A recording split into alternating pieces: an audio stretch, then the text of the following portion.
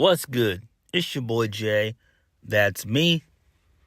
Let's dive into AEW Dynamite from March the 20th, 2024.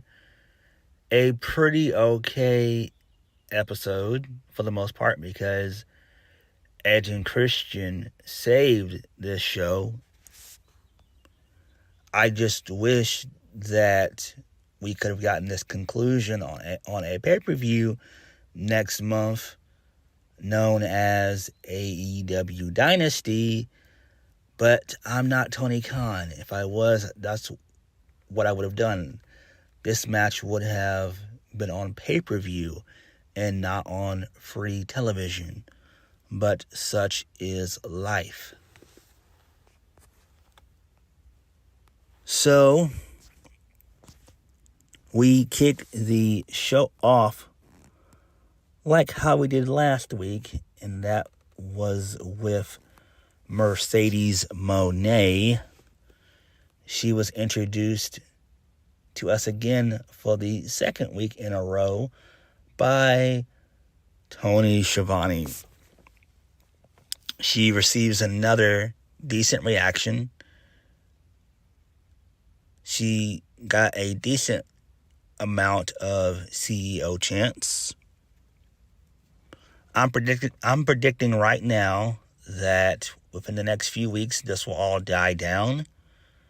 I give it about 4 to 5 weeks, and then Mercedes will be just like everybody else, if we're being honest.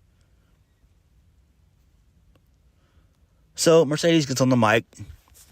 She says 10 months ago, she sustained an injury competing in New Japan against Willow. Rather than dwell on the past, Mercedes has a video package to give fans a taste of Mone. So we get a video package. It shows her time in New Japan and addresses the unfinished business she has with Willow Nightingale after their match that took place last May. So Mercedes talks about minor setbacks and becoming major comebacks and not leading a women's evolution, but a global revolution. Then she addresses Skye Blue and Julia Hart getting involved in her unfinished business with Willow, and whoever does this will go bankrupt.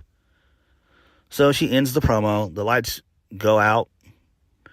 So Julia Hart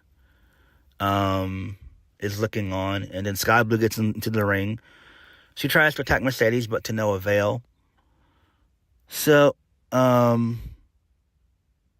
Mercedes attempts to go for the Money Maker on Julia Hart, but Skye Blue makes the save.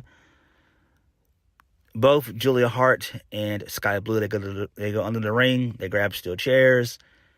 They're about to beat down Mercedes, but then Willow Nightingale and Chris Statlander, they come out and make the save. The lights go on and off again, and then Julia Hart and Skye Blue dip out of Dodge. And so Willow, she's got a steel chair, and she's about to hit Mercedes, but she doesn't. So Mercedes, she knows this. She begins to notice this, and then Willow just drops the chair, and then Mercedes mouths to her, "Are you trying to hit me with that chair?" So, I mean, it is what it is. It's not really that important.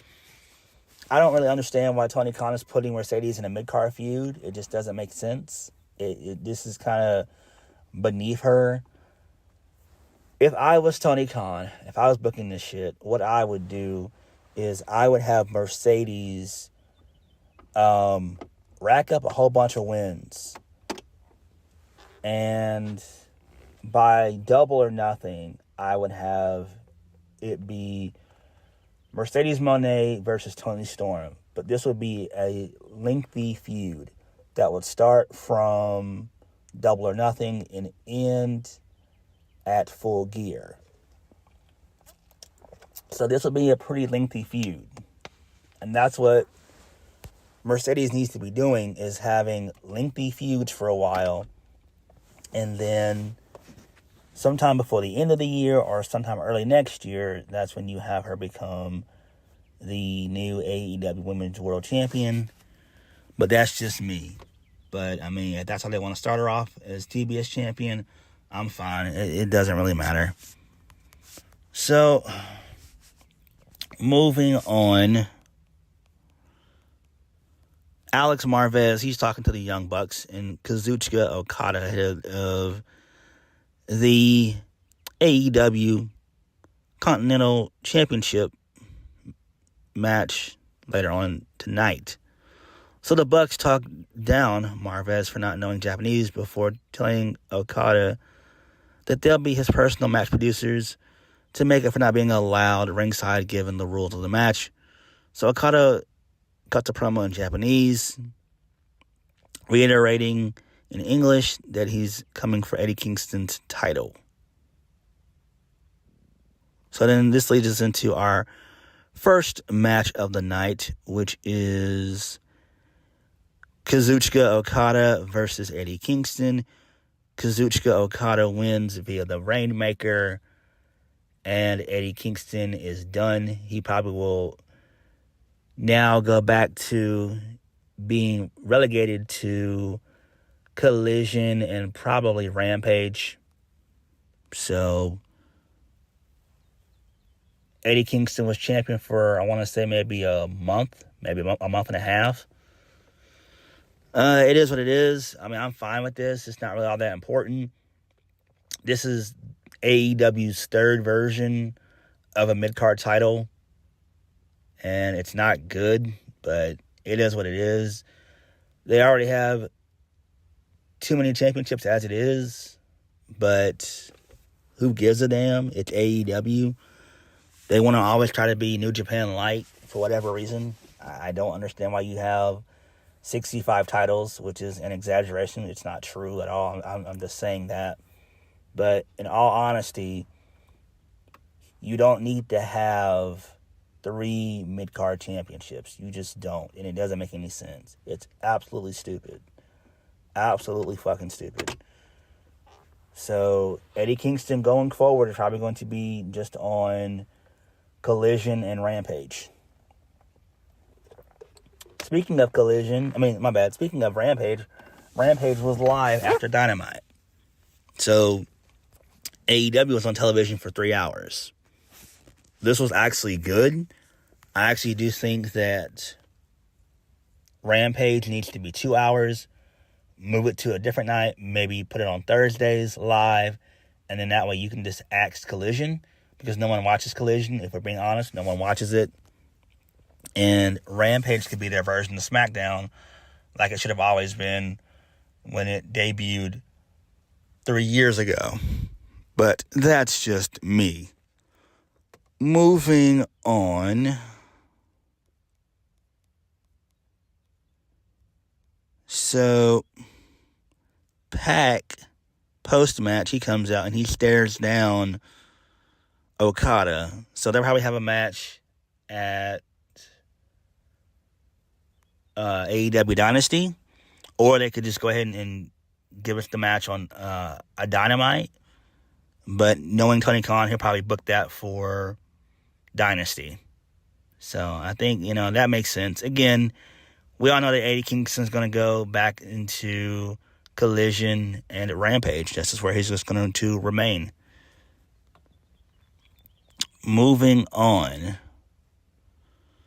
So Renee Paquette, she's backstage. She's talking to Swerve Strickland, who addressed Samoa Joe's actions from last week, saying that he's ready for a fight. And tonight, we'll turn Toronto into whose house? Swerve's house. So Swerve lays down an open challenge. So this is fine, I guess. Moving on. So Renee Paquette was once again backstage, talking to Chris Statlander and Willow Nightingale about their street fight against Julia Hart and Skye Blue on Rampage later on tonight. Promising this will be the end. Then Mercedes Moné steps into view Chris Statlander thanks Mercedes for helping her out last week, and Mone thanks her for helping her out tonight, telling Willow she's done enough. And she also says that Payback is a bitch to Chris Statlander. And then Stokely Hathaway, he jokes about Willow breaking Mercedes' ankle, which frustrates Willow Nightingale, and then she walks off. Again, I don't understand why we're putting Mercedes in these little mid-card side quest feuds. It just doesn't make any damn sense. Moving on. So, Hook defeats Chris Jericho. He wins via a weird cradle-like pin. It was weird. Jericho, it's just time for him to hang up the boots, man. I'm fucking sick of Chris Jericho. And I've been a fan of Jericho for a long, long time. But, man, I am so tired of Chris Jericho. Chris Jericho is way past his prime. At this point, Jericho just needs to be like a backstage producer as well as a member of the creative team. I think that would be the best fit for him. But Chris Jericho does not need to be on AEW television. He just doesn't. He doesn't. Again, this isn't 2019 anymore. This is 2024. We're in year 5 of AEW. All right? Jericho just needs to go away. I mean, if he wants to continue to wrestle, that's fine. I'm not against it. But he just needs to be used as how Edge was when he was with WWE at the time. Have Jericho be a special appearance type of guy. Have him show up just to do feuds. He does a feud or two, and he goes away for 4 or 5 months. You know what I'm saying? Just, less is more. If we're being honest with Chris Jericho, less is more. I just don't understand why Chris Jericho just continues to just be of no importance on the roster of AEW. Like, well, you know what I mean? It's just, I feel like Chris Jericho's overstayed his welcome. So disregard what I said earlier, but Chris Jericho's just overstayed his welcome, and it's just time for him to do something else. Again, if Tony Khan wants to use him as a special appearance type of guy, that's fine. I'm down for that. But to see Chris Jericho on a weekly basis, hell no. Enough of that shit.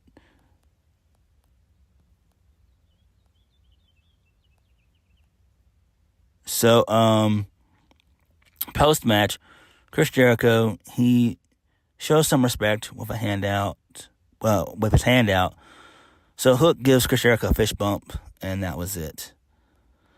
Moving on. Oh, my God. So Adam Cole does another story time involving Wardlow. So he's basically drilling into Wardlow about failing to win the AEW World Championship last week. We're saying his new job is to make sure that the Undisputed Kingdom holds on to some of the goal they already have. He wants Wardlow to reach his true potential, so don't screw it up. And I'm just like, oh my God. I feel so damn bad for Wardlow. I really do. I know that man is counting on the damn day that his contract is up, so that way he can go to either WWE or TNA. At this point, I don't give a single fuck where Wardlow goes. Wardlow just needs to get the fuck out of AEW and don't look back. Oh my God. I feel so damn bad for Wardlow. This is some bullshit. This is some bullshit. This is just like it was in 2020. This is MJF all over again. That's all this is. This is so stupid and pointless. You mean to tell me we're going to do Adam Cole versus Wardlow in a feud? Get the fuck out of here, Tony Khan. Get the fuck out of here. Fuck off with that shit. Moving on. Renee Paquette, she's backstage once again.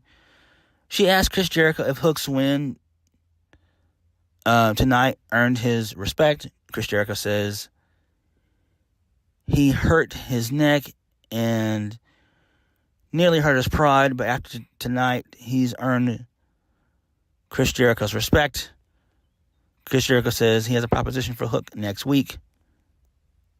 Okay, I mean, that's fine, I guess. Moving on. But what does that mean, though? Are we getting a Chris Jericho heel turn? I don't know. Moving on. So Tony Schiavone, he introduces us to Will Ospreay. So Will Ospreay comes out to another decent reaction. Will Ospreay, he begins to apologize for his part to the Canada crowd for what he said about them last time he was around, saying he's here for the betterment of AEW, and in return he wants some of that maple syrup. Bruv. So Will Ospreay says all he had to about Bryan Danielson until he heard what Bryan Danielson said on Collision, claiming he couldn't walk in.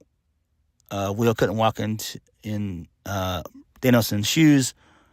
Will compares the careers in Japan before joking he couldn't fit Bryan Danielson's shoes because they were too small, bruv.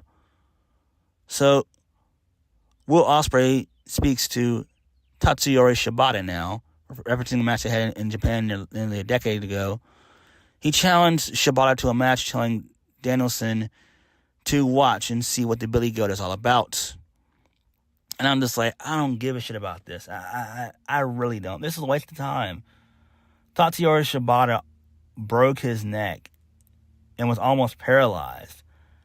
I don't get it. I don't get it.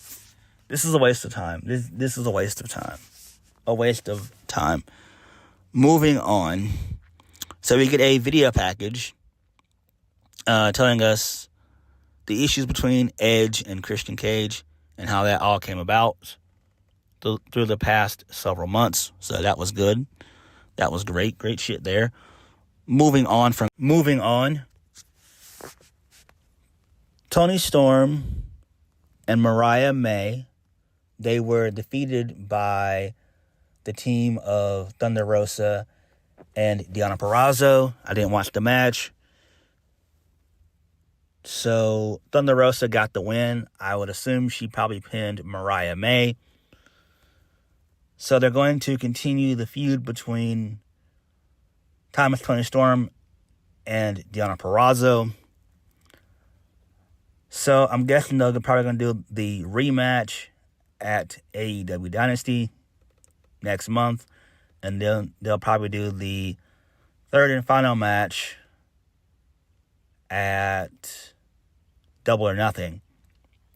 But what would that stipulation be? I don't know. Maybe a 2 out of 3 falls match. Maybe a steel cage match.